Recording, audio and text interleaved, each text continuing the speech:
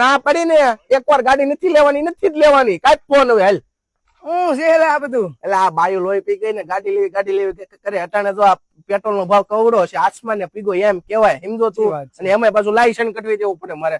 હવે તું કે કઈક રસ્તો મને આંટી કંટાળી ગયો છું. હું જવાનું શું હોય ભલા માણસ? તો હું કરું કે? અરે તો કામધેનુ માં વયો જા. કેમ ન્યા? અરે કામધેનુ ઓટો વાળા નવી ઓફર કાઢી છે. હું? અરે હા લે. એમાં એમાં બેટરી વાળી ગાડી તો આપે જ તે. એમાં નો લાયસન્સ, નો પીયુસી, કાંઈ જરૂર નથી.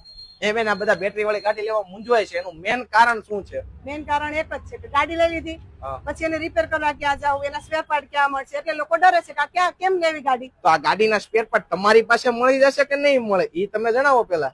અમારી પાસે ગાડી એ મળશે, સ્પેર પાર્ટ એ મળશે. લે એવું છે તો આપણે બીજી કંપનીના સ્પેર પાર્ટ મળી જાય. બીજી આ સ્કૂટર છે એના બીજી અધર ગમે તે ઈ બાઇક હશે ને ટોટલ બાઇક ના અમારી ત્યાંથી તમને સ્પેર પાર્ટ મળી જાય. એને મળી રહેતા આવે છે કેટલા આ ગાડી તમારી?